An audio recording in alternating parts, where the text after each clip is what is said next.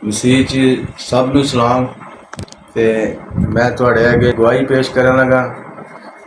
गवाही इस किस्म की है कि मैं तकरीबन 14-15 सालों तो मैं इस नशे की लानत दे विच सां। बाबर मसीह मेरा नाम है। खारियां दा रहण वाला मैं, गाजी कलोनी। तकरीबन सारे नशे मैं कीते ने, मगर पाउडर का नशा जिहड़ा वे इहदे तो बचो, ये बंदे की जान नहीं छोड़ता है। ये तो जान छुड़ानी पैंदी है। यसू कोलों माफ़ी मंगो।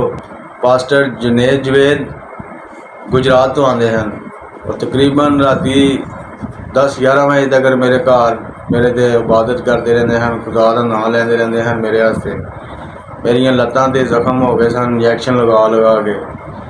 ते तकरीबन मैनू यही सी कि भी मैं नहीं चल सकता, अपनी लत्तां ते मैं नहीं टुर सकता, मगर खुदावन ने मेरी बाँह पकड़ी है। खुदावन ने मैनू शिफा दी है।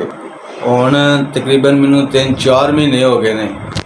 मैनू इस चीज़ की कोई तलब नहीं है, कोई यदि परेशानी नहीं है।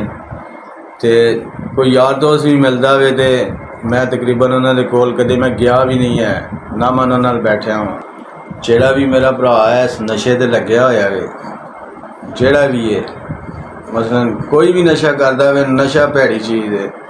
तो ये तो जान छुड़वाओ तो तुहानू जिहड़ा ना खुदा नई जिंदगी देगा। तो हुण ये वे कि मैं कभी भी जिहड़ा ना इस चीज़ के नज़दीक ना जावांगा, ना मैनू कोई इस चीज़ की परेशानी है। मैं बिल्कुल ठीक हाँ। मेरे तमाम जख्म भी ठीक हो गए ने ते तमाम अंदरों जरासीम ही ख़त्म हो गए ने। कभी मैं नहीं इस चीज़ साइड पर जा सकता, क्योंकि मैनू इस चीज़ की तमन्ना ही नहीं है, तो फिर कोई ज़रूरत नहीं है। बस खुदावन का शुक्र है कि पास्टर जुनेद जवेद वसीला बने ने। खुदावन की वजह तो मैनू जिहड़ा ना शिफा मिली है, तो उन्होंने जिहड़ा ना मैनू तंदुरुस्त किया है। तो तकरीबन डेली असी खुद भी इबादत करने, शामी बैठ के बच्चे भी सारे रल के बैठ के दुआ करने हैं। तो पास्टर साहब भी साढ़े घर आते रहते हैं, गुजरातों आते हैं, इन्नी दूरों आते हैं। उन्होंने कहा है कि भी सानू ईमान है कि यसू ते कि भी यसू ने सानू ठीक किया है। यसू अगे झुक जाओ तो तुहानू दवाइयां तो बगैर ही ठीक कर देगा।